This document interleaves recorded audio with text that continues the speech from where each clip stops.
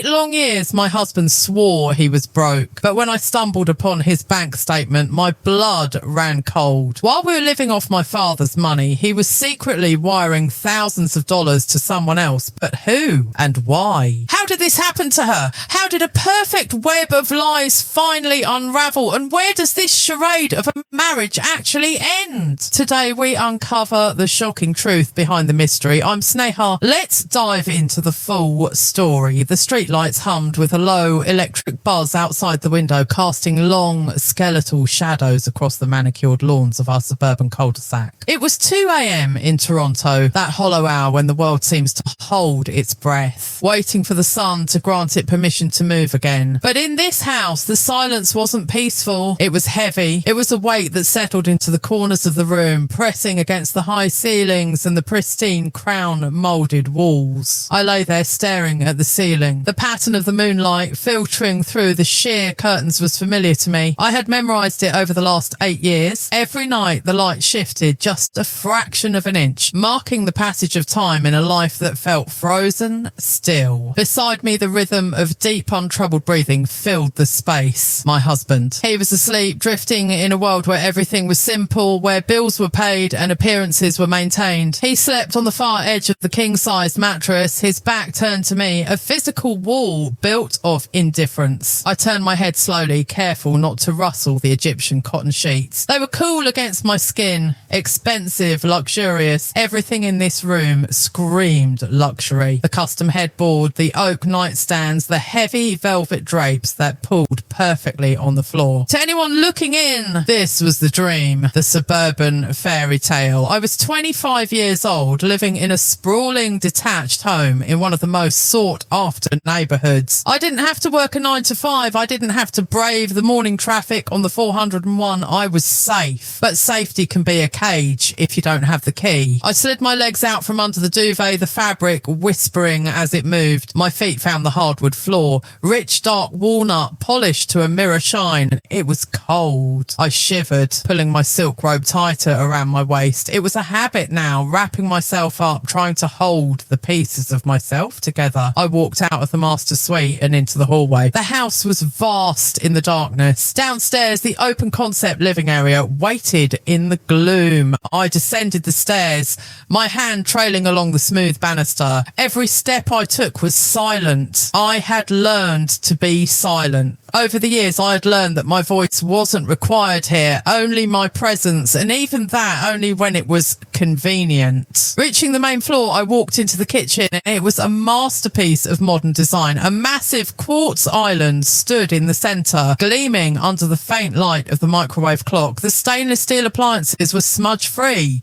I knew they were smudge-free because I had wiped them down 3 times before bed. That was my life now. Wiping away fingerprints, erasing the evidence of existence, making sure that when the sun came up, everything looked untouched, unused, perfect. I poured myself a glass of water from the fridge dispenser. The sound of the water hitting the glass seemed deafening in the quiet house. I took a sip, leaning against the counter.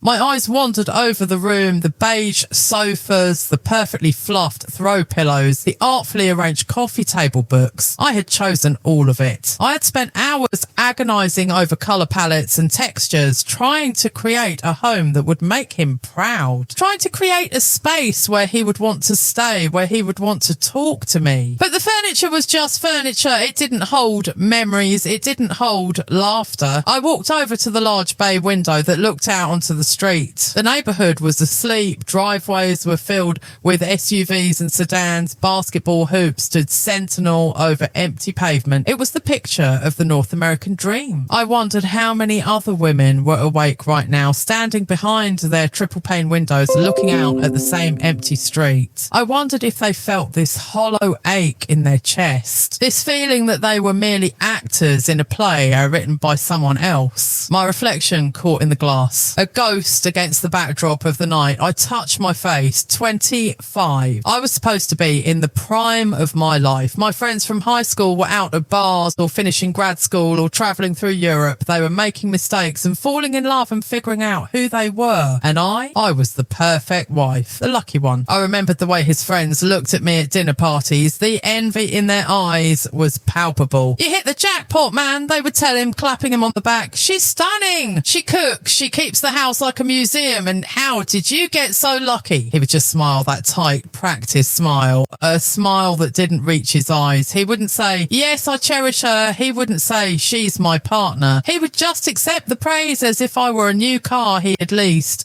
a trophy he had acquired to complete the set. They didn't know. They didn't see the reality behind the closed doors. They didn't see the separate lives we lived within these walls. They didn't know that for the last 3 years I hadn't seen a single dollar of his money. They didn't know that the very window I was looking out of, the walls that sheltered us, the food in the pantry, it was all paid for by my father. My father, the thought of him brought a fresh wave of guilt. He was a proud man, old-fashioned, obsessed with family honour. He believed he had done right by me. He believed he had secured my future by marrying me off at 18 to a man from a good family, a man with a corporate job and a charming smile. My father paid the bills for this house without question, thinking he was supporting a struggling young couple, thinking he was investing in his daughter's happiness. He didn't know he was funding my prison. I turned away from the window, the darkness of the living room swallowing me up again. I walked over to the mantel above the fireplace. There were photos there in silver frames. Our wedding day. Me, 18 years old, buried under layers of jewellery and heavy makeup, my eyes wide and uncertain. Him, 30 years old then, standing tall, looking like he owned the world. We looked like a couple. We looked happy. But photos lie. They capture a split second of light and freeze it, ignoring the shadows that stretch out on either side. I picked up another frame, a photo from a family gathering last year. I was smiling, holding a platter of food I had spent 2 days preparing. I looked perfect. Hair done, dress pressed, the model hostess. I remembered that day. I remembered how his mother had criticised the salt in the curry, how his brother had made a snide comment about my easy life, and how my husband had sat there scrolling through his phone, not saying a word, and not a single word in my defence. I placed the photo back down, face down. I moved through the living room, my fingers brushing the tops of the chairs. I was a ghost in my own home. I cleaned these floors. I dusted these shelves. I cooked the meals that were eaten in silence. I was the curator of this life, but I wasn't a participant.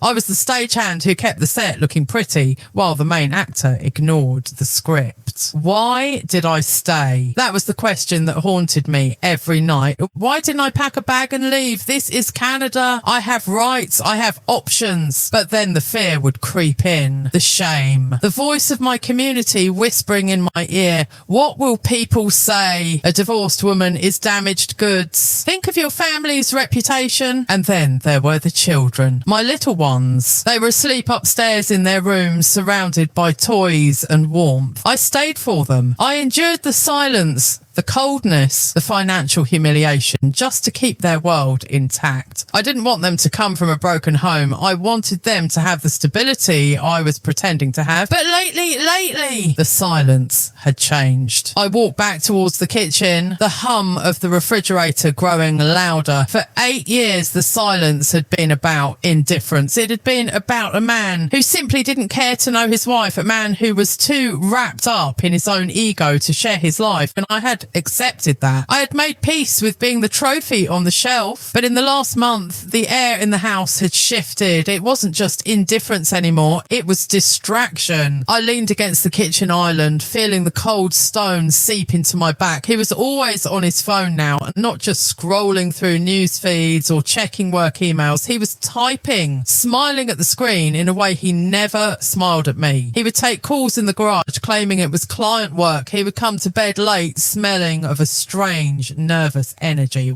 And the money, the constant refrain of, I'm broke, the market is down, my commission had got cut. I had believed him. Why wouldn't I? He was my husband. I had handed over my father's credit cards for the groceries, for the utilities, for the kids' clothes. I had swallowed my pride and asked my parents for help, thinking we were a team facing a rough patch. But tonight the house felt different. It felt like it was holding a secret. I looked up at the ceiling towards the master bedroom where he lay sleeping. A strange sensation washed over me, a prickling at the back of my neck. It was the feeling you get when you realise you're not alone in a dark room, but there was no one else here, just me, him, and the lies that filled the space between us like insulation in the walls. I rinsed my glass in the sink, watching the water swirl down the drain. The water was clear, transparent, unlike my life, unlike him. I dried my hands on a towel, folding it neatly and placing it back on the rack. Always neat, always tidy. Even at 2 a.m, I couldn't stop performing. I couldn't stop being the perfect wife. I began the slow walk back upstairs. The shadow seemed to reach out for me, clinging to my robe. The house creaked,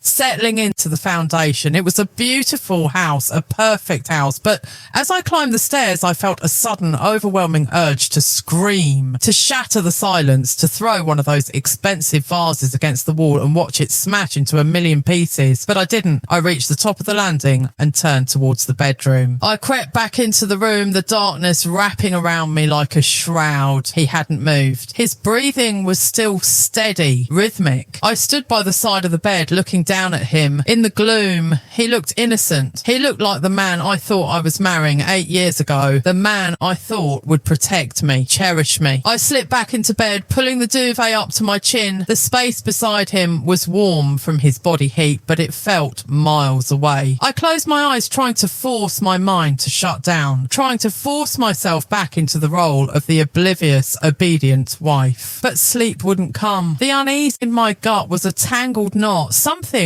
was wrong. The air was too thick. The silence was too loud. I didn't know it then, lying in the dark, staring at the shadows dancing on the wall. I didn't know that this was the last night of my old life. I didn't know that the perfect world I'd so carefully curated was hanging by a thread, and that thread was about to snap. For now, there was just the hum of the streetlights outside, the ticking of the clock on the nightstand, and the slow, rhythmic breathing of a stranger sleeping in my bed. The gilded cage was locked tight, but I was beginning to realise the danger wasn't outside. It was right here, lying next to me. Sunlight in the suburbs is a deceptive thing. It floods through the floor-to-ceiling windows of our kitchen, bouncing off the stainless steel espresso machine and the polished granite countertops, making everything look bright, clean and hopeful. It's the kind of light that belongs in a magazine spread about modern living. But as I stood there at 6:30 a.m, grinding organic coffee beans and slicing avocados for toast, I knew the truth. The light didn't reach the corners of this house. It certainly didn't reach me. I moved around the kitchen with the precision of a surgeon. The eggs had to be poached perfectly, runny, but not too runny. The coffee had to be at the exact temperature he liked. I wasn't just making breakfast. I was performing a ritual, a daily offering to a god who didn't believe in blessings. As the aroma of brewing coffee filled the air, my mind drifted back. It did that a lot lately. It drifted back to a time before I was this woman, before I was the wife who flinched when a door slammed, before I was the perfect homemaker whose credit cards were all in her father's name. I looked at my reflection in the darkened glass of the oven door. The woman staring back was beautiful. Yes, groomed, stylish, put together, but her eyes were dull. They lacked the fire I used to have. 7 years ago, it feels like a different lifetime. Back then, I wasn't just a shadow in a designer dress. I was electric. In high school and my brief stint in college, I was the girl everyone noticed. I didn't have to try. It was just there, a natural confidence, a spark. I was the head turner. I was the girl guys whispered about in the locker rooms and girls tried to emulate. I had dreams then. I wanted to study interior design design, maybe start my own firm. I wanted to travel. I wanted to be someone, not just belong to someone. I remembered the way people looked at me then. It was admiration. Now, when people look at me, it's with a mix of envy and pity, though they try to hide the latter. My husband comes from a big family.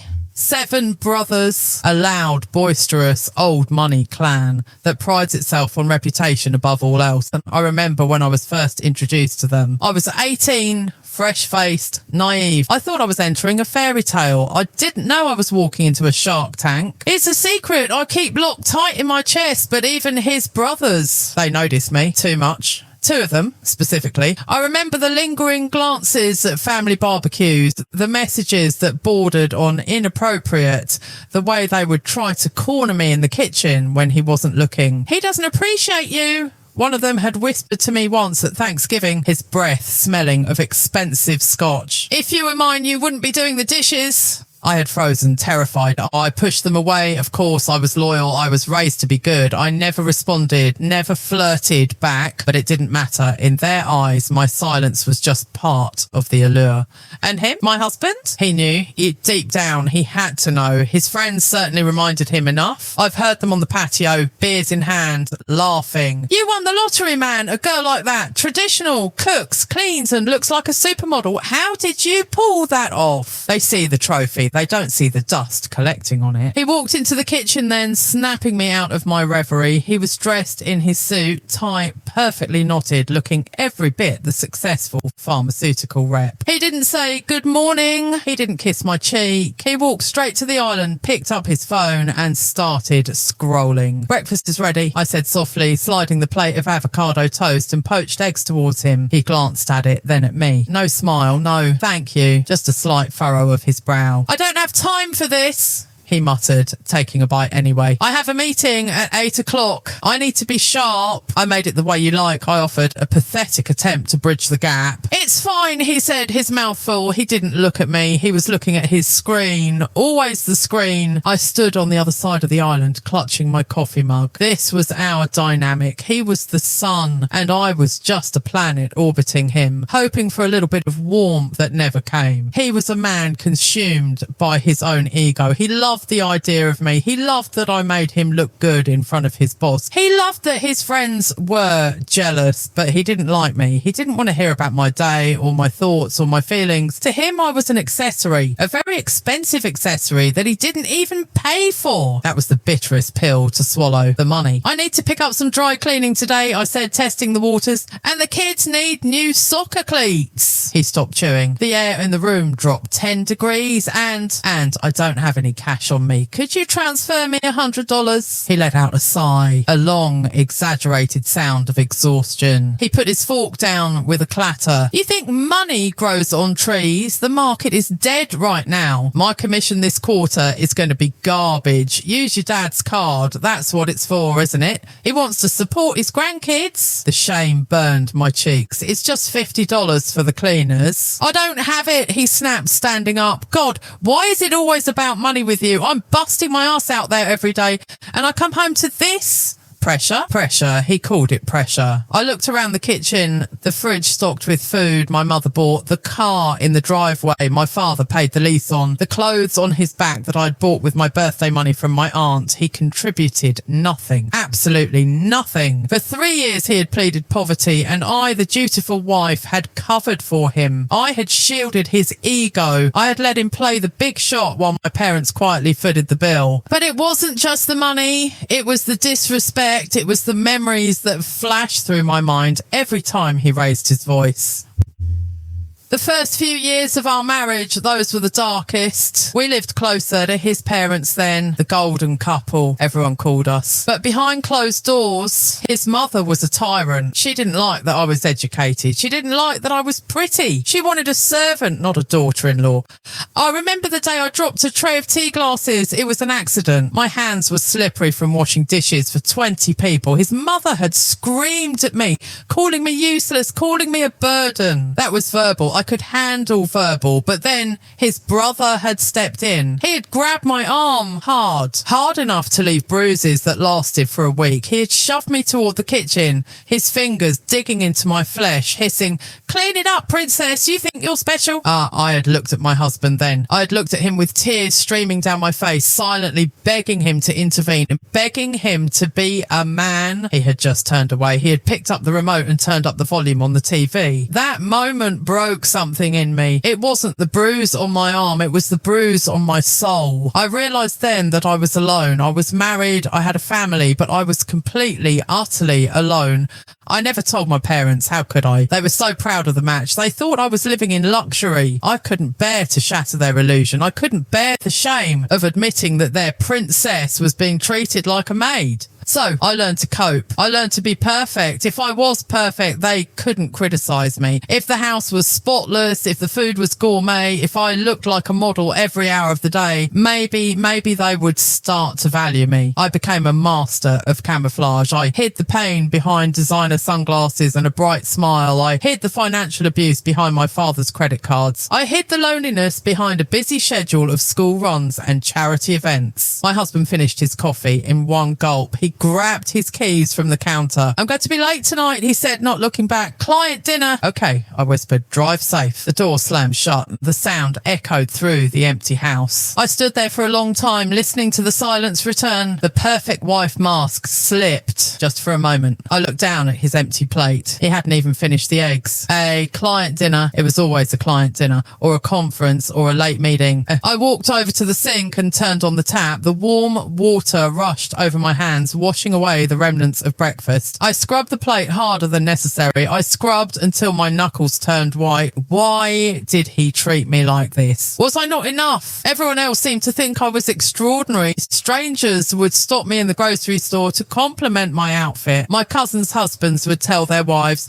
"Why can't you be more organised like her?" I was the gold standard for everyone except the one man who mattered. He wanted to be separate. He wanted his own world. He withheld intimacy, conversation and money. It was a power play. I knew that now. He felt small, so he made me feel smaller. He knew he couldn't compete with my family's status or my natural light, so he tried to dim me. He tried to starve me out emotionally and financially, but he had made a mistake. He thought I was weak. He thought that because I was quiet, because I was submissive, because I'd never fought back in 8 years, that I was stupid. He thought he could keep me in this box forever. I dried my hands and walked into the living room. The morning sun was hitting the spot where I had stood last night, the spot where I had looked out at the street and felt that strange, prickling suspicion. For 8 years, I had accepted his narrative. We are broke. I am working hard. You are lucky to have me. But something in the air had changed. The way he guarded his phone, the way he smiled at the screen, the late nights that were becoming more frequent, and the money. The math just didn't add up. Even in a bad market, a senior sales rep makes a base salary. Where was it going? I looked at the staircase leading up to the second floor. He was gone. The house was mine for the next 10 hours. Usually I would spend this time cleaning or gymming or prepping dinner, but not today. Today, the echo of the past, the girl who used to have fire in her eyes, was whispering to me. She was telling me to stop being a victim. She was telling me to open my eyes. I walked toward the stairs, my heart beating a little faster. I wasn't sure what I was looking for. Maybe nothing. Maybe I was just paranoid, driven mad by the isolation. Or maybe, just maybe,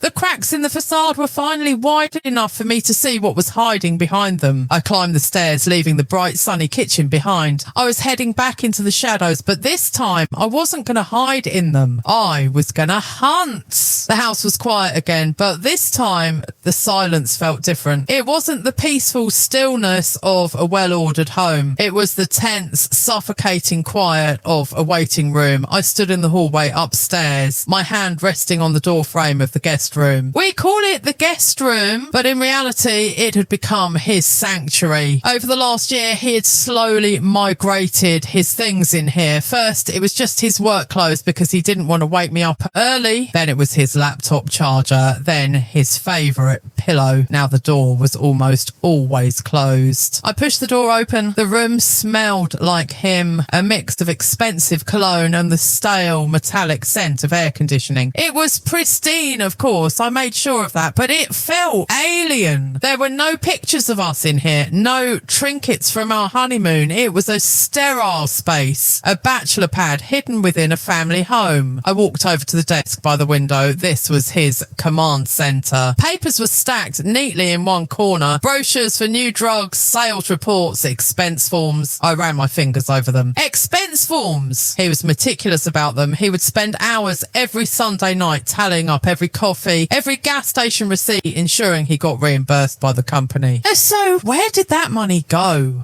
If the company paid for his gas, why did he ask me for gas money last week? If they covered his client dinners, why did he say he was out of pocket for the month? I sat down in his leather chair. It creaked under my weight. I felt like an intruder in my own house. I looked at the laptop sitting on the desk. It was closed. He took it with him everywhere, but today, for some reason, he had left his personal iPad. It was sitting on the nightstand, charging. My heart did a little flutter. I knew the passcode, or at least I knew the passcode he used to have, 1986, his birth year. I reached for it, my fingers trembling slightly. I pressed the home button. The screen lit up. A picture of a car, a red Ferrari he dreamed of owning, greeted me. I typed in the code. Incorrect passcode. I tried again. Maybe I mistyped. 1986. Incorrect passcode. Try again in 1 minute. I set the iPad down, a cold knot forming in my stomach. He had changed it. Of course he had. Why would he keep the same code he'd had for 10 years? Unless he had something to hide. I stood up and paced the room. This feeling, this stranger in the house feeling, was overwhelming. We lived parallel lives. We passed each other in the hallway like ships in the night. Did you pay the hydro bill? Yes. Are the kids picked up? Yes. That was the extent of our communication. Intimacy, that was a joke. Physical intimacy had evaporated years ago. I could count on one hand the number of times we had been together in the last year, and when we were, it was mechanical, cold. He wouldn't look at me. He would finish, roll over and go to sleep, leaving me staring at the dark, feeling used and incredibly lonely. It wasn't just the sex, it was the touch. A hand on the shoulder, a hug after a long day, sitting close on the couch watching a movie. Those things didn't exist in our world. He recoiled if I got too close. I'm tired, he would say. Give me some space. Space. He had 3,000 square feet of space. How much more did he need? I walked over to the closet in the guest room. His suits were hung in colour-coordinated rows, grey, navy, black. I reached out and touched the fabric of a Hugo Boss jacket. I had bought this for him 2 years ago for his birthday. He had barely said thank you. I checked the pockets. Nothing. Just a lint wrapper. I moved to the next one, a navy blazer. I patted the pockets. I felt something crinkle. I pulled it out. A receipt. It was from a jewellery store. Tiffany Company. My breath hitched. My hands started to shake. I looked at the date. October 14th, 2 weeks ago. I scanned the item description. A silver pendant necklace heart key. Price, $350. I stared at the slip of paper. $350. He had spent $350 on a necklace 2 weeks ago. I instinctively reached up to my own neck. It was bare. My birthday was in August. He had forgotten it. Well, not forgotten. He had said happy birthday in the morning and then gone to work. No card, no gift, no dinner. When I asked him about it later, he had snapped, "We're broke. Remember, you want a gift or you want to eat next week?" I had cried myself to sleep that night. And now here I was holding a receipt for a $350 necklace bought in October. Who was this for? It wasn't for his mother. She only wore gold. It wasn't for his nieces. They were toddlers. The realisation hit me like a physical blow. There was someone else. No, that couldn't be right. I tried to rationalise it. Maybe he bought it for me. Maybe he was saving it for Christmas. Christmas was 2 months away. Who buys a Christmas gift in October and hides the receipt in a suit pocket?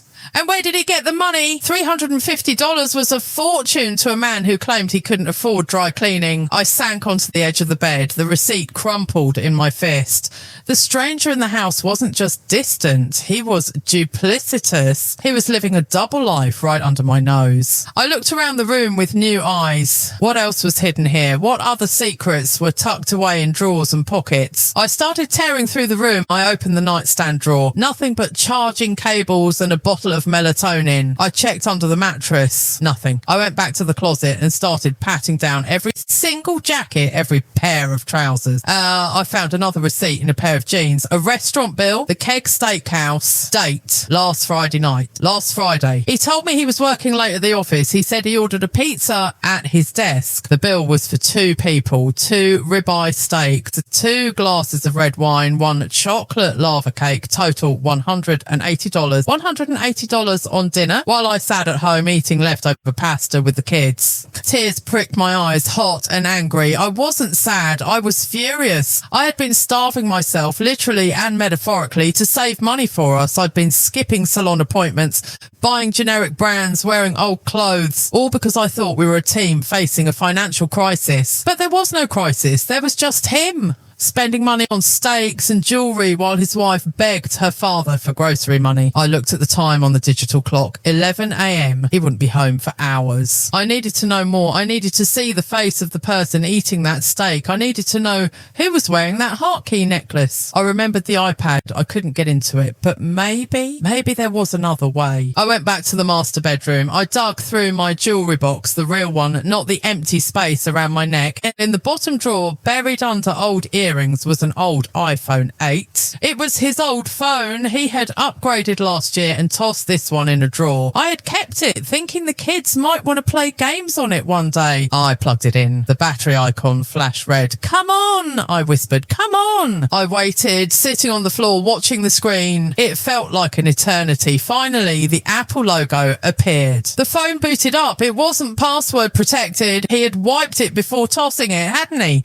I swiped through the empty screens, no photos, no messages, no apps except the defaults, and he had done a factory reset. My shoulder slumped, dead end. But then I saw the Notes app. Sometimes iCloud syncs notes, even after a reset if you sign back in. Had he signed out of iCloud? I tapped the icon. It was empty. Damn it! I threw the phone onto the rug. I sat there surrounded by the luxury I didn't own, feeling the walls closing in. The stranger in my house was winning. He covered his tracks well. He was smart, manipulative, but he was also arrogant, and arrogant men make mistakes. I went back to the guest room. I looked at the receipt again. The Keg. It had the timestamp 7:45 p.m. He has a dash cam in his car. He's a fanatic about his car. A leased Audi A4. He installed a high-end dash cam for insurance purposes, he said. It records the front and the interior. He always bragged about how it uploads to the cloud, but the SD card stays in the camera, but the car was with him at work. Wait, no. I ran to the window and looked down at the driveway. His car wasn't there, obviously, but he had a rental last week. His Audi was in the shop for servicing. He had driven a rental Corolla for 3 days. Last Friday was one of those days. Where was the SD card from his Audi? He wouldn't leave it in the shop, and he would have taken it out. He didn't trust mechanics. I scanned the room again. Where would he put a tiny SD card? The desk drawer, top right. That's where he kept his tech junk. I pulled the drawer open. It was a mess of cables, USB drives and batteries. I sifted through it. Old business cards, a broken stylus. And there, in a small clear plastic case, was a micro SD card. My heart hammered against my ribs. Was this it? Was this the card from the dash cam, or just an old one from a camera? There was only one way to find out. I grabbed a card reader from the drawer. He had plenty of those, and ran back to my laptop in the kitchen. My hands were shaking so bad I dropped the card twice before I could insert it into the reader. I plugged it into my MacBook. The icon appeared on the desktop. No name. I double-clicked it. Folders appeared. Dekim, events, parking. I clicked on events. A list of video files appeared, hundreds of them, dated by year, month, day and time. I scrolled down. I was looking for last Friday, November 28th, 2025. But wait, the card was in the shop last Friday. The SD card wouldn't have footage from the rental. This card was from his Audi. I felt a wave of disappointment. Of course, the footage from the Keg wouldn't be here. But then then I thought, okay, what about before Friday? What about the weeks leading up to it? If he was seeing someone, he didn't just meet her last Friday. I scrolled back to October 14th, the day he bought the necklace. I found the date. 2025_10_14_173,000.mp4 5:30 p.m. I clicked play. The video player opened. The view was from the windshield looking out. He was driving. I could hear the radio playing softly. Classic rock. The car was moving through traffic. I recognised the street. It was downtown near the financial district. He pulled into a parking lot. I watched as the car stopped. The engine cut off. Then the audio continued, the sound of a seatbelt clicking, the door opening. Then his voice, clear as day. Yeah, I'm here. I'm walking in now. I'll be 5 minutes. Don't leave. He was on the phone. His tone, it was different. It wasn't the flat, annoyed tone he used with me. It was eager, excited. I fast forwarded the video. He came back to the car about 20 minutes later. He got in. He started the engine. Then he made another call. Since the phone was connected to the car's Bluetooth, the audio was crystal clear on the recording. Ring, ring. Hello? A woman's voice, smooth, confident, not his mother, not his sister. Hey, my husband said. His voice dropped an octave. It was that voice, the charming guy voice I hadn't heard in years. I got it. You did? The woman asked. She sounded playful. Is it pretty? It's beautiful, just like you. I gagged. I physically gagged, my hand flying to my mouth. Ew, cheesy, she laughed. But I love it. When can I see you? Oh, I'm trying to get away, he said. She's nagging me about some dinner thing tonight, but I'll make an excuse. I'll say I have a late client meeting. Can I come over around 9? I was she, the nagging wife at the obstacle. Okay, the woman said, bring wine and don't be late. For you, never. Love you. Love you too. Click. The video ended. I sat there in the kitchen, the screen frozen on the view of the parking garage wall. The silence of the house came rushing back, crashing over me like a tidal wave. He said, love you. He hadn't said those words to me in 5 years. I felt a strange sensation. I wasn't crying anymore. The tears had dried up. In their place was something cold and hard, a block of ice where my heart used to be. The stranger in my house wasn't just a stranger. He was an enemy. He was methodically, actively betraying me. He was spending our money, my father's money, on another woman. He was calling her beautiful. He was telling her he loved her. And he was coming home to me every night, lying in my bed, eating my food and looking at me with dead eyes. I ejected the SD card and I put it carefully in my pocket. This was proof. It wasn't the full picture, but it was a start. I knew about the necklace. I knew about the dinner. And now I had her voice. But I needed a name. I needed a face. And I needed to know just how deep this rot went. The stranger thought he was safe, and he thought I was just the dumb, docile housewife who would never check a suit pocket or think to look at a dashcam card. He was wrong. I looked at the clock. Noon. I had 7 hours before he came home. I stood up. The perfect wife was gone. In her place was a woman with nothing left to lose. And a woman with nothing to lose is the most dangerous creature on earth. I was going to find out who she was, and I was going to make sure that when this house of cards finally fell, I wouldn't be the one buried under the rubble. The midday sun had shifted, casting long, angular shadows across the Persian rug in the hallway. I sat on the bottom step of the staircase, the wood hard against my spine, the SD card burning a hole in my pocket. The silence in the house was no longer empty. It was heavy, pregnant with the secrets I had just unearthed. I closed my eyes and listened. I could hear the faint hum of the pool pump in the backyard, the distant wail of a siren, the settling of the house's timber frame. This house, this beautiful, sprawling, 4-bedroom colonial in the best school district. It was the envy of my friends, the pride of my parents. But as I sat there, I realised this house wasn't a home. It was a stage, and I was the only one who didn't know the play was a tragedy. An empire built on sand. That's what my grandfather used to say about businesses that looked good on paper but had no cash flow. I looked around at the wainscot cha-ching, the crystal chandelier, the custom art pieces. This was my empire, but it wasn't built on sand. It was built on my father's back. I stood up, my legs feeling heavy, and walked towards the home office on the main floor. We rarely used this room. It was designed to look important. Mahogany desk, floor-to-ceiling bookshelves filled with encyclopedias nobody read. A leather love seat that was too stiff to sit on. This was where we kept the family files. I walked over to the filing cabinet tucked in the corner. It was unlocked. Why would he lock it? He knew I never looked. He knew I was the dutiful wife who simply signed where I was told and handed over the credit cards when asked. I pulled open the top drawer. Hanging folders, colour-coded, medical, insurance, kids' school, house deed. I pulled out the folder marked house deed. I opened it, smoothing the thick paper on top of the desk. There were our names side by side, his and mine, but underneath the legal jargon was the financing agreement, the down payment, $300,000 gifted by my father, the monthly mortgage payments automatically deducted from an account my father replenished every month. I felt a wave of nausea. My father, a man of honour, a man who believed in taking care of family, was pouring his life savings into this house so his daughter could live comfortably. He thought he was helping a young couple get on their feet. He thought my husband was a hard-working man just hitting a rough patch in a volatile market. Rough patch? That's what he had called it for 3 years. I shoved the deed back into the folder and slammed the drawer shut. I opened the second drawer. This was the financial drawer. Bank statements, tax returns, credit card bills. I started flipping through the files. I was looking for something specific, though I didn't know what it was yet. I pulled out the file marked 2024 tax returns. He had handled the taxes last year. He always did. It's too complicated for you, he'd said. I'll take care of it with the accountant. I had signed the e-file authorization form without reading it, trusting him. I opened the folder. The summary page was right on top. My eyes scanned the lines. Line 15000 total income. I froze. I blinked, thinking maybe the light was playing tricks on me. I looked again. $142,500. $142,000. My breath caught in my throat. For the last 3 years,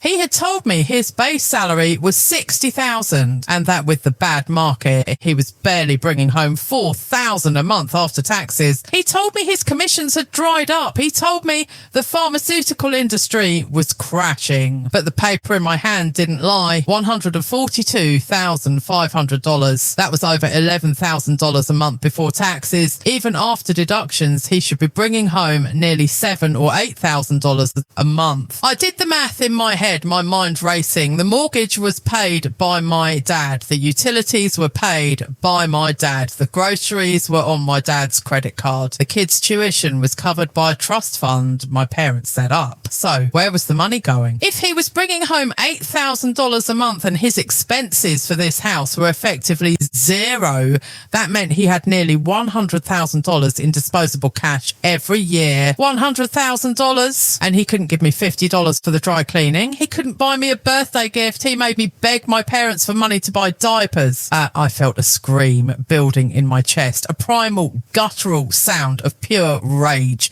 I clamped my hand over my mouth to stifle it. Tears pricked my eyes, not tears of sadness, but tears of humiliation. I had been living like a pauper in a palace, counting coupons, skipping lunches, feeling guilty every time I bought a latte while he was sitting on a fortune.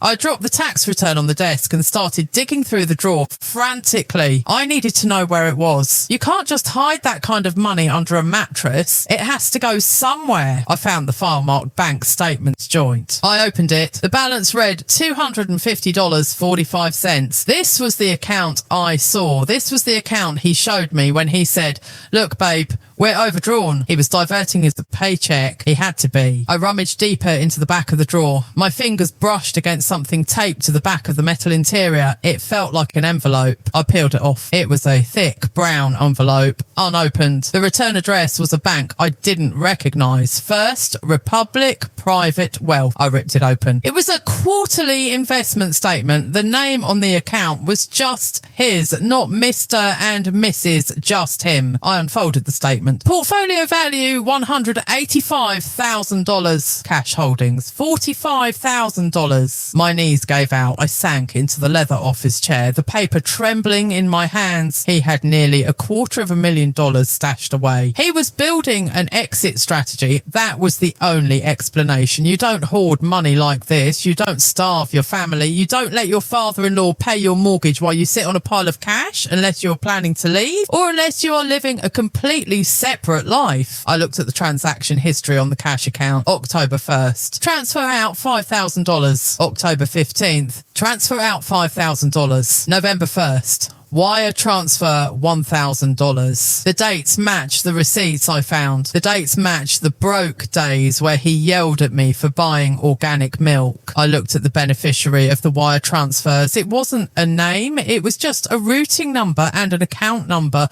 But the frequency, it was rhythmic, systematic. He was siphoning money out of our life and pouring it into hers. I thought about the woman on the phone, the voice from the dash cam. Is it pretty? She had asked about the necklace. He wasn't just having an affair. Affairs are messy, emotional things. This was different. This was financial embezzlement.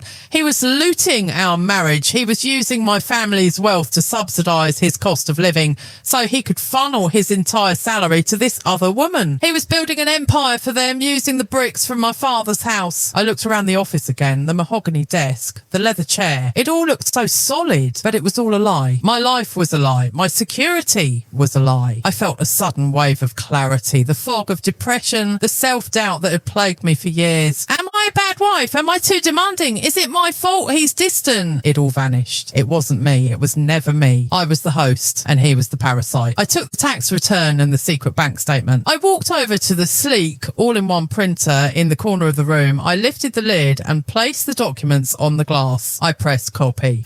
The machine whirred to life, a rhythmic chunk, chunk, chunk sound that echoed in the quiet room. I made 2 copies, then 3. I took the originals and carefully placed them back exactly where I found them. I taped the brown envelope back to the rear of the drawer. I put the tax return back in the middle of the stack. I folded the copies and tucked them into the waistband of my yoga pants, hiding them under my oversized sweatshirt. I wasn't going to confront him, not yet. If I confronted him now, he would lie. He would say it's for retirement or savings for the kids, or that I was crazy and invading his privacy. He would gaslight me just like he always did. No, I needed more. I needed to know who she was. I needed to know where that money was actually going. The routing number on the statement was a lead, but I couldn't walk into a bank and ask for the account holder's name. But I knew where he kept his secrets. I looked at the clock on the wall, 1:45 p.m. The kids would be home from school in 2 hours. He would be home in 5. I had spent 8 years building this home. I had polished the floors, hung the curtains, cooked the meals, and raised the children. I had poured my soul into making this place perfect for him, and all the while he had been laughing at me. He and his brothers, his friends, they probably all knew. They probably laughed over beers about how the rich girl's daddy pays for everything while he plays the field.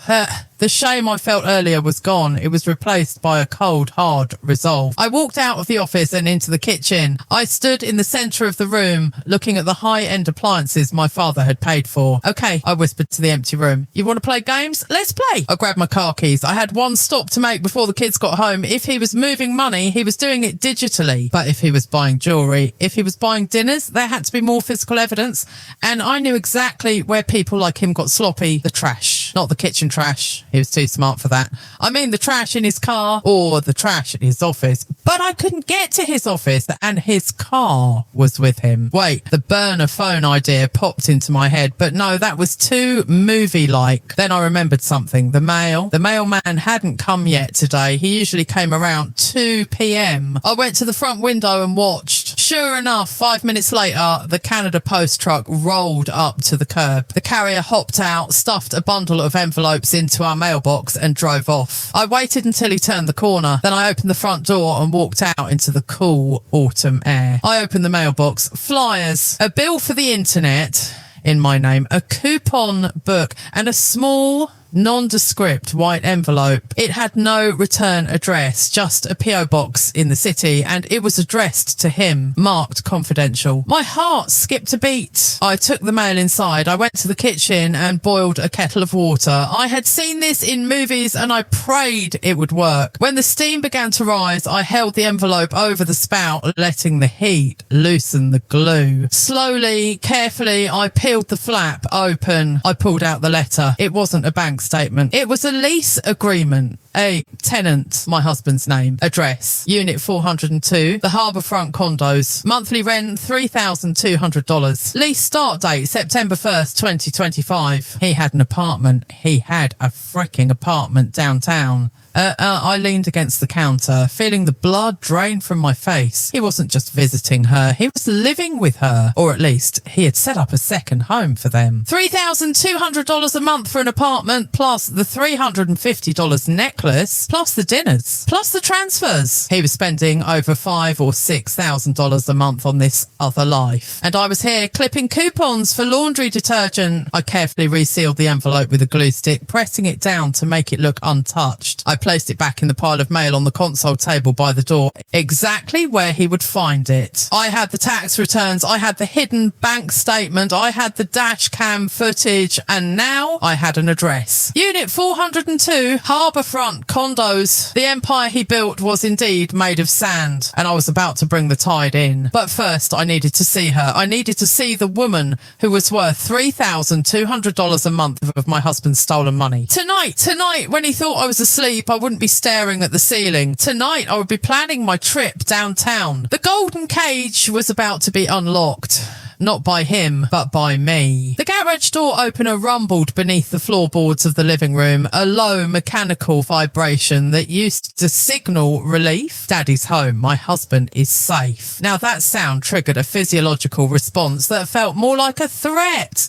My stomach tightened, my pulse quickened, and the adrenaline flooded my system, sharpening my senses until the world felt too bright, too loud. It was 5:45 p.m. The winter sun had already dipped below the horizon, plunging the cul-de-sac into an early grey twilight. Inside the house was warm, smelling of the roasted chicken and rosemary potatoes I had prepared. A perfect meal for a perfect family. I stood by the kitchen island, wiping down a spot of sauce that wasn't there. I needed to keep my hands moving. I needed to look busy. If I stopped, I was afraid I might start shaking. The door from the garage opened. A draft of cold air swept in, carrying the scent of dead leaves and exhaust. Then he walked in. "Hey," he muttered, dropping his briefcase on the bench by the mudroom. He didn't look at me. He looked tired, or at least he was performing tiredness. He rubbed his temples, a theatrical gesture I'd seen 1,000 times. Traffic was a nightmare on the Gardner. My head is pounding. I watched him. I didn't just look at him. I observed him.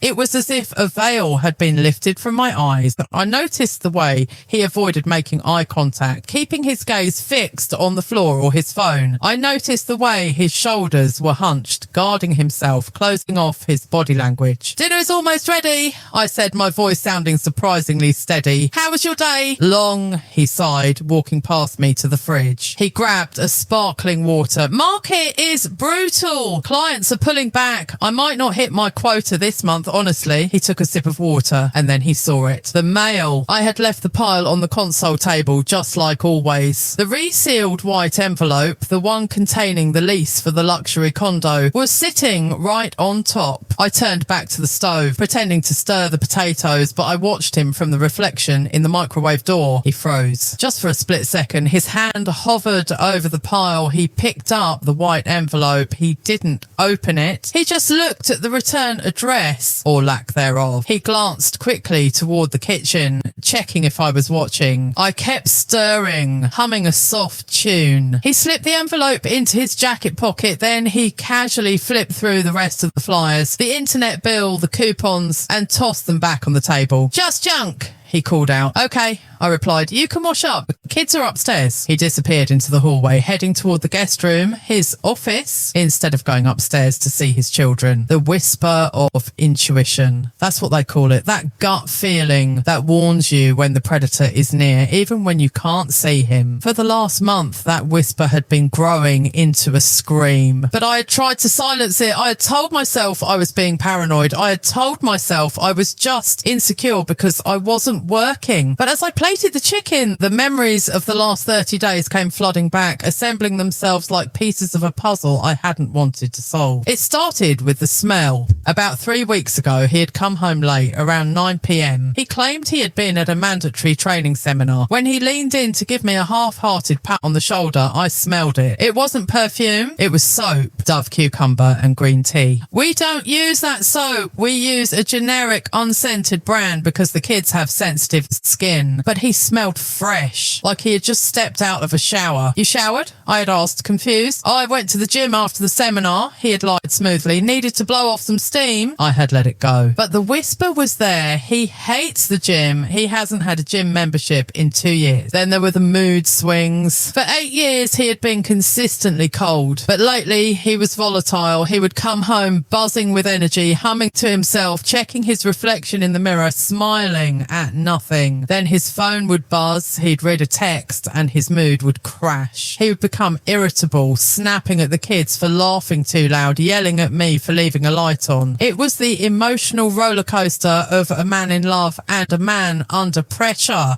And the phone. God, the phone. It used to just be his lifeline to work. Now it was an extension of his body. He took it to the bathroom. He took it to the garage to get a soda. If I walked into the room while he was typing, he would angle the screen away, not obviously, but subtly, a tilt of the wrist, a shift in posture. One night last week, we were watching a movie. His phone lit up on the coffee table. A notification message from marketing team lead. Can't wait for the presentation tomorrow. A winking face from a team lead. I had asked, who's that? He had snatched the phone up so fast he almost knocked over his water. Just work. My boss is trying to be funny. It's annoying. He didn't put the phone back on the table. He slid it into his pocket. I brought the plates to the dining table. Dinner, I called out. The kids came running down the stairs, their innocent energy piercing the heavy atmosphere. He followed them, having changed out of his suit into sweatpants. He still had the phone in his hand. He placed it face down on the table next to his fork. Right? Face down. Always face down. We ate in relative silence. The kids chattered about school, a science project, a playground dispute. I engaged with them, smiling, asking questions. He ate mechanically, his eyes darting to the phone every time it vibrated against the wood. Buzz. He chewed faster. Buzz. Aren't you going to check that? I asked innocently. Might be important work. No, he said, his jaw tight. I'm eating dinner with my family. Work can wait. What a noble sentiment. If only it were true. So, I said, cutting into my chicken, I was thinking we need to do some maintenance on the house before winter really sets in. The gutters need cleaning. I'll do it this weekend, he said dismissively. And the kids need winter coats. I saw some on sale, but they're still about $100 each. He dropped his fork. The clatter echoed in the room. The kids went silent, looking from him to me. Sneha, honestly, he snapped. Can we go one meal? Just one meal without you asking for money? I've told you things are tight. I'm literally scraping the bottom of the barrel here. Why don't you ask your dad? He loves buying them stuff. There it was, the gaslighting, the redirection. I looked at him. Really looked at him. I thought about the tax return hidden in my waistband upstairs. $142,500. It thought about the bank statement showing $142,500. It thought about the bank statement showing $45,000 in cash. I thought about the lease for $3,200 a month. He wasn't scraping the bottom of the barrel. He was scraping the bottom of my dignity. I'm sorry, I said, my voice low and dangerous, though he didn't notice the tone. I just thought, since you're working so hard, maybe we'd have enough for coats. Working hard doesn't always mean getting paid, Sneha. It's a commission-based job. You wouldn't understand. You've never had a real job. The insult landed, but it didn't hurt. Not anymore. It just added fuel to the fire burning in my chest. I've never had a real job. My job has been managing his ego, his home, and his children for 8 years while he embezzled our future. You're right, I said, taking a sip of water. I don't understand. He grunted nodded, satisfied that he had won the argument, and went back to his food. After dinner, he retreated to the living room to decompress. I cleared the table, loaded the dishwasher, and got the kids ready for bed. I went through the motions: bath time, story time, prayers. As I tucked my daughter in, she whispered, "Mummy, why is Daddy always mad?" My heart shattered. I kissed her forehead, smoothing back her hair. "He's just tired, baby. It's not your fault." "It's never your fault." I walked out of her room and stood in the hallway. The house was quiet now. The kids were asleep. The stage was set. I went downstairs. He was sitting on the couch watching a basketball game. His phone was in his hand. He was typing furiously. "Who are you talking to?" I asked, walking into the room. "He jumped. He actually jumped. Jesus, Sneha." "Don't sneak up on me." I walked down the stairs. It's hardly sneaking. I sat on the armchair opposite him. "Is it work?" "Yes," he lied. "Just finalising the schedule for tomorrow. I have to go to Ottawa for a few days. Client meetings." Ottawa is 4 hours away. "Oh?" I said, "When do you leave?"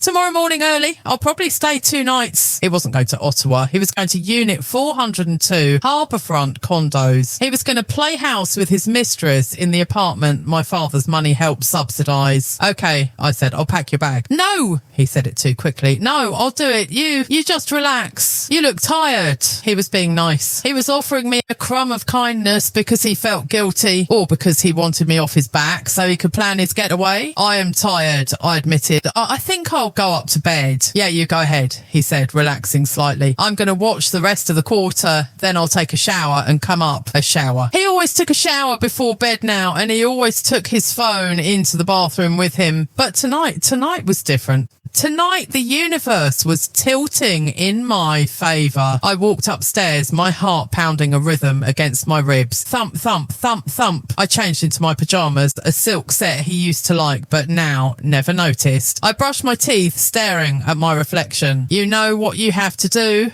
The voice in my head whispered. "You have the documents. You have the lease, but you need the smoking gun. You need the messages." I heard his footsteps on the stairs about 20 minutes later. He came into the bedroom. He didn't look at me. He went straight to the closet, pulled out his travel bag and threw a few shirts in. "I'm going to hop in the shower," he announced. "Okay," I said from the bed where I was pretending to read a book. He walked toward the ensuite bathroom. He was holding his phone. My heart sank. He was taking it with him. But then he stopped. He looked at the phone, then at the charger on his nightstand. The battery icon must have been red. He hesitated. I held my breath. Please leave it." He walked over to his side of the bed. He plugged the phone in. "Don't touch it," he said, half joking but entirely serious. "I'm waiting for an important email."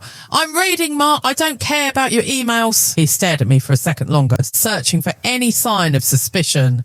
I turned a page of my book, keeping my expression bored and neutral. Satisfied, he turned and walked into the bathroom. Click! The door closed. Clack! The lock turned. Whoosh! The shower water started running. The sound of the water was the starting gun. I sat up. The book fell from my hands. The room was dark, lit only by the faint glow of the streetlights outside and the pulsing green light of his charging phone. It was sitting there, the black monolith that held the final pieces of the puzzle. My intuition had whispered to me for a month. It had told me he was drifting. It had told me he was lying. It had told me there was someone else. Tonight, the whispering stopped. I swung my legs out of bed. The carpet was soft under my feet. I moved silently, a ghost in my own bedroom. I reached across the expanse of the mattress. The phone buzzed. The screen lit up. I looked at the bathroom door. The water was running loud and hard. He wouldn't hear me. I reached out and wrapped my fingers around the warm metal of the device. The truth wasn't just knocking on the door anymore. It was about to kick it down. The phone was warm in my hand. It felt like a living thing, pulsing with the electricity of 1,000 secrets. The screen was black, a dormant obsidian mirror reflecting my own terrified eyes in the dim moonlight. From behind the bathroom door, the sound of the shower was a steady, rhythmic roar. Hiss, hiss, hiss. It was the only clock I had, and as long as the water was running, I was safe. But the moment that faucet turned off, I would have exactly 10 seconds to be back under the covers, feigning the deep sleep of the ignorant wife. My fingers trembled so violently I almost dropped the device on the duvet. I took a deep breath, trying to steady my heart rate. Focus, Sneha. Focus. I pressed the side button. The lock screen illuminated the room with a harsh, artificial glow. Enter passcode. My thumb hovered over the keypad. In chapter 3, I had tried his birth year, 1986. It had failed. I knew he had changed it. He was too smart, too paranoid to keep using a code I might know. I looked at the keypad. What would a narcissist choose? What would a man living a double life use as the key to his kingdom? It wouldn't be random. He wasn't a random man. He was calculated. I thought about the envelope I'd steamed open earlier today, the lease agreement. Unit 402. He had committed to that apartment.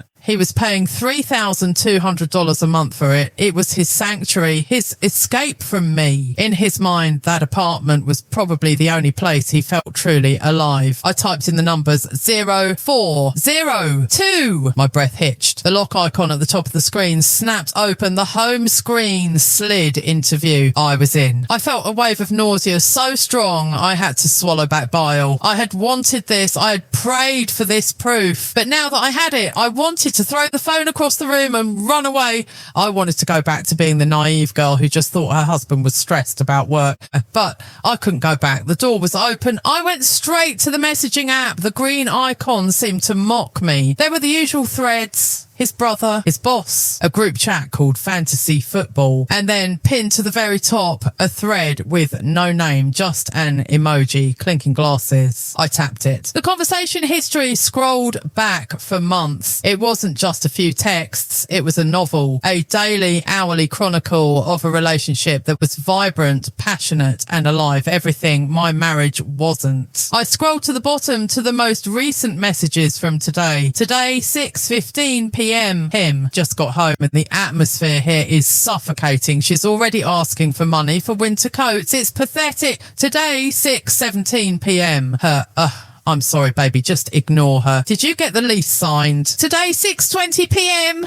Him. Yeah, it's in my pocket. I almost had a heart attack. She left the mail on the table, but she's too clueless to notice anything. She's busy making bland chicken and potatoes. I stared at the words clueless, pathetic, bland. Is that how he saw me? The woman who ironed his shirts, who raised his children, who kept his secrets. Pathetic? I scrolled up. I needed to see more. I needed to drink the poison until I was immune to it. Yesterday, 11:30 p.m. Her. I miss you already. The bed feels empty. Yesterday, 11:32 p.m. Him. I know. I'm sleeping next to an ice cube. I can't wait for Ottawa. 2 whole days with you in the new place. No kids. No nagging. Just us. Yesterday, 11:35 p.m. Her. Did you transfer the funds for the furniture? The delivery guys are coming Friday. Yesterday, 11:40 p.m. Him. Done. $5,000 sent. Check your account. I pulled it from the investment portfolio. She thinks we're broke, so she's paying for everything here. It's perfect. My hand flew to my mouth to stifle a sob. The confirmation was there in black and white. She thinks we're broke, so she's paying for everything here. He was bragging about it. He was proud of how he was exploiting me. It wasn't just stealing my father's money. He was laughing about it with his mistress. I needed to see her. I needed to put a face to the cruelty. I exited the messages and opened the Photos app. I went to the Recents folder. The first few photos were mundane screenshots of work emails, a picture of a parking spot. Then the scroll stopped. A selfie. It was taken in a car, his Audi. He was driving, smiling, that charming, lopsided smile I hadn't seen directed at me in years, and leaning into him, her head on his shoulder, was a woman. She was stunning. I hate to admit it, but she was. Blonde hair, perfectly styled, sharp features. She looked sophisticated, professional. She looked like the kind of woman who had a career, who had opinions, who challenged him. I swiped another photo. This one was in a restaurant. The Keg. There was a steak in front of her, a glass of red wine in her hand. She was wearing the necklace, the Tiffany heart key. It glinted in the candlelight, resting against her collarbone. I swiped again. A video. I muted the volume on the phone instantly, terrified of making a sound. I pressed play. It was inside an apartment. The apartment, unit 402. It was empty, save for a few boxes. The camera panned around background showing floor-to-ceiling windows with a view of the CN Tower. Then he turned the camera to selfie mode. He was holding her by the waist. He mouthed the words, "Welcome home." She kissed him. It wasn't a peck, and it was deep, possessive. I stopped the video. I couldn't watch anymore. My stomach was twisting into knots. I had seen enough. I knew who she was. I knew where they lived. I knew how they viewed me. But I needed the financial trail. The text mentioned the $5,000 transfer, but I needed to see the transaction itself. I switched apps to his banking app, RBC. It asked for Face ID. Damn it, I couldn't get in. He had the banking app locked down tight. Wait, the Venmo or Interac e-transfer history. Sometimes those notifications linger in the email. I opened his mail app. I searched for transfer. The results populated instantly. Interac e-transfer, you sent $1,000 to Sarah Jenkins. Interac e-transfer, you sent $5,000 to Sarah Jenkins. Interac e-transfer, you sent $500 to Sarah Jenkins. Sarah Jenkins! I had a name. I quickly memorized it. Sarah Jenkins. I searched Sarah Jenkins in his email contacts. An email address popped up, s.jenkins@nova-pharma.com. She was a colleague. She worked at a competitor firm, Nova Pharma. The marketing team lead. That text from earlier, it was her. They were in the same industry. They probably met at conferences. They probably laughed about their spouses over expensive drinks paid for with corporate cards. Suddenly, the sound of the shower stopped. The silence that followed was deafening. Panic. Pure, unadulterated panic surged through my veins. The water was off. He would be toweling off. He would be opening the door in less than 30 seconds. I had to put the phone back. But I needed evidence. I couldn't just remember this. I needed proof for the lawyers. I needed proof for my father. I grabbed my own phone from under my pillow. My hands were shaking so bad I almost dropped it. I unlocked my camera. I hovered over his screen. Snap! A photo of the text messages calling me pathetic. Snap! A photo of the selfie of them together. Snap! A photo of the e-transfer history to Sarah Jenkins. Snap! A photo of the email with her full name and work address. I heard the bathroom door handle jiggle. No. I quickly swiped his phone back to the home screen. I pressed the side button to lock it. The screen went black. I placed it back on the nightstand, plugging the charging cable back in. I tried to position it at the exact angle it was before, slightly askew, face up. The bathroom door creaked open. I dove back onto my pillow, pulling the duvet up to my chin. I closed my eyes, forcing my breathing to slow down. In, out, in, out. A cloud of steam rolled into the bedroom. I could smell the Dove cucumber soap. I heard his footsteps on the carpet, heavy, damp. He walked over to his side of the bed. My heart was hammering against my ribs like a trapped bird. Please don't check the phone. Please don't check the phone. I heard the rustle of him picking it up. I stopped breathing. If the screen was warm, would he notice? If I hadn't closed the apps properly, would he see? He grunted softly. Time stretched. 1 second felt like an hour. Was he reading the logs? Was he checking the screen time usage? Then I heard the clack of the phone being set back down on the wood. He didn't know. He sighed.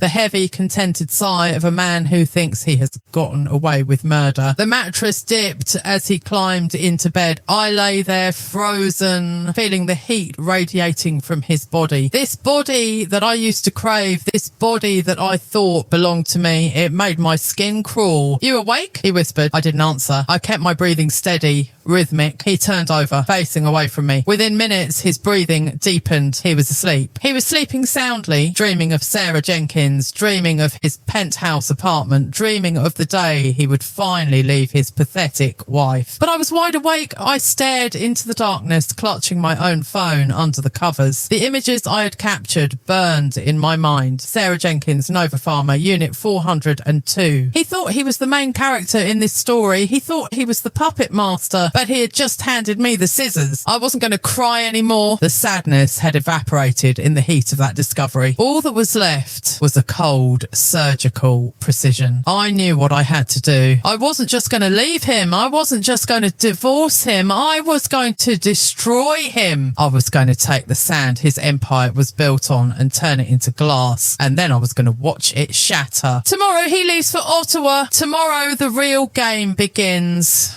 As I lay there next to the enemy, I formulated the plan. It was going to be a reckoning. The ledger of betrayal was full, and it was time to balance the books. The morning sun was pale and watery, struggling to break through the grey cloud cover that hung over the suburbs. It was 7 a.m. The suitcase stood by the front door, a sleek black carry-on that looked professional, innocent. My husband stood in the hallway, checking his reflection in the mirror one last time. He adjusted his tie, smoothed his hair, and practiced his serious business face. Okay, he said, turning to me. I'm off. Flight leaves at 9 o'clock. I probably won't be able to talk much until tonight. Meetings are back to back. Of course, I said. I was standing in the kitchen doorway holding a mug of coffee. My hands were steady. My heartbeat was slow, rhythmic, like a war drum. Have a safe flight to Ottawa. He stepped forward and gave me a quick, perfunctory peck on the cheek. His lips were cold. He smelled of Dove cucumber and deceit. Don't wait up, he said. I won't. I watched him walk to the car, the Audi that held the dashcam evidence. I watched him back out of the driveway. I watched him turn the corner and disappear. For 8 years, watching him leave had felt like a small abandonment. Today, it felt like a liberation. As soon as the car was out of sight, the silence didn't settle. It shattered. I didn't collapse. I didn't cry. I walked to the front door and locked it. Then I slid the deadbolt into place. The first call was the hardest, but it was the most necessary. I sat at the kitchen island and dialed my father's number. He answered on the second ring.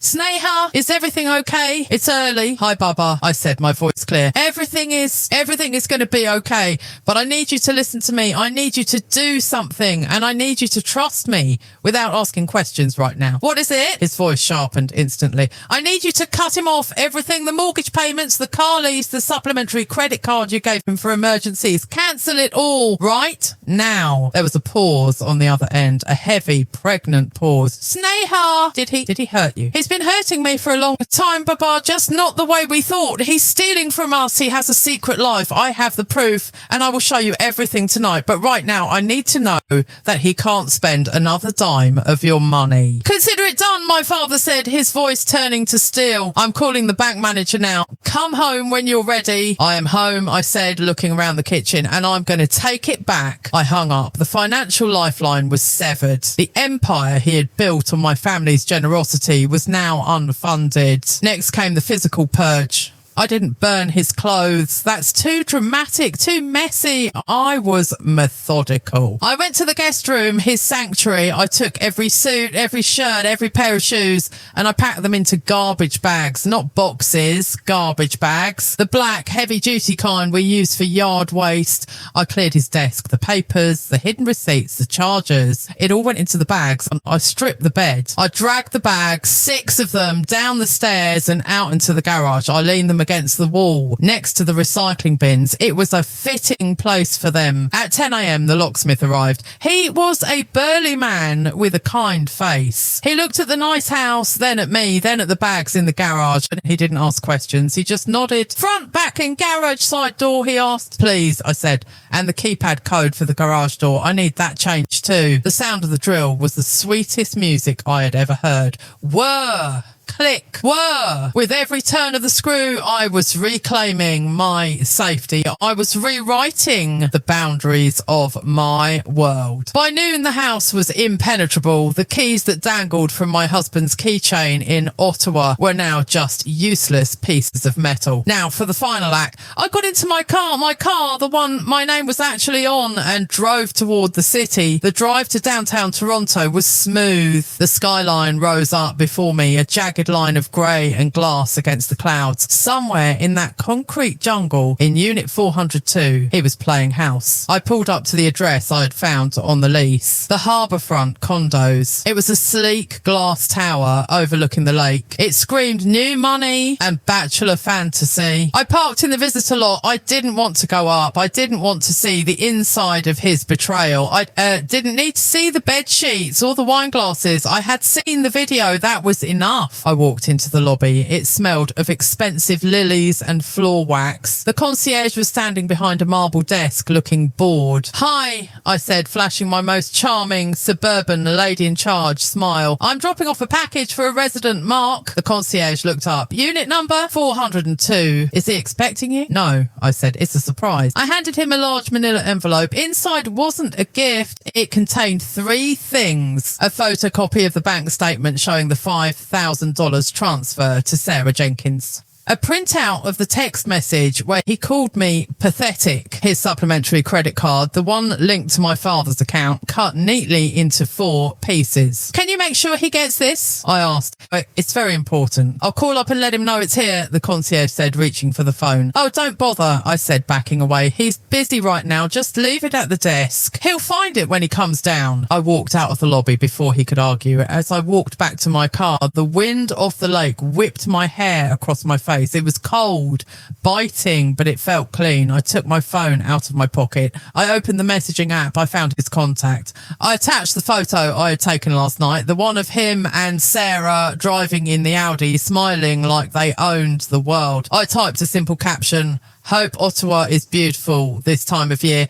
Don't bother coming back. The locks are changed and the credit cards are dead. Your bags are in the garage. You can pick them up when the divorce papers arrive. Send!" I watched the blue progress bar slide across the screen. Delivered. I turned off my phone. The drive home was a blur of relief. I stopped at a grocery store on the way back. I bought a bottle of expensive red wine, not the cheap stuff I usually bought to save money. I bought a steak. I bought chocolate. I bought things for me. When I pulled into the driveway, the sun was setting. The house looked different. The windows were dark, but they didn't look empty. They looked peaceful. I walked inside using my new key. The lock clicked open smoothly. I cooked the steak. I poured the wine. I sat at the head of the dining table, the spot where he usually sat. I turned my phone back on. It exploded with notifications. 15 missed calls, Mark. 10 missed calls, Mark. A voicemail. "Sneha, what is this? What did you do?" "The card got declined at dinner." "Answer me." Text: "You're crazy. We need to talk." Text: "I'm coming home." Text: "Let me in. This is my house too." I took a sip of wine. It was rich, oaky, and delicious. I typed one last reply. "It's not your house. It's my father's house. Check the deed." And checking the bank account. "Oh, wait, you can't. You're broke. Remember?" I blocked his number. Then I blocked Sarah Jenkins. I sat there in the silence, listening to the house settle. The fear was gone. The golden cage was still there, but the door was wide open and the bird wasn't trapped anymore. The bird was the one holding the key. Outside, a car pulled into the driveway. I saw the headlights sweep across the living room wall. I heard a car door slam. I heard him running up the path. He pounded on the door. "Sneha, open the damn door, Sneha!" I didn't move. I didn't flinch. He tried his key. It jammed. He jiggled it, cursed, and kicked the door. "I know you're in there," he screamed. His voice was muffled, distant. It sounded like a ghost from a past life. I picked up the remote and turned on the stereo system. Soft jazz filled the room, drowning out his pounding. After 10 minutes, the pounding stopped. I heard him walk to the garage. I heard the garage door keypad beep, and then the angry beep of access denied. He was locked out of the house, locked out of the money, locked out of the life he had taken for granted. He had built a life on secrets, thinking I was too weak to find them. He thought I was just a sleeping accessory, but he forgot that even the deepest sleeper eventually wakes up. I finished my wine. I washed the glass. I walked upstairs to the master bedroom, my bedroom. I climbed into the centre of the king-sized bed and I stretched out, my limbs taking up as much space as I wanted. There was no cold back turned to me. There was no glowing phone screen. There was just the soft, comforting darkness. The ledger was balanced. The debt was paid. I closed my eyes and for the first time in 8 years, the silence wasn't heavy. It was light. It was airy. It was the sound of a new beginning. And as the jazz played softly downstairs, I finally truly fell asleep.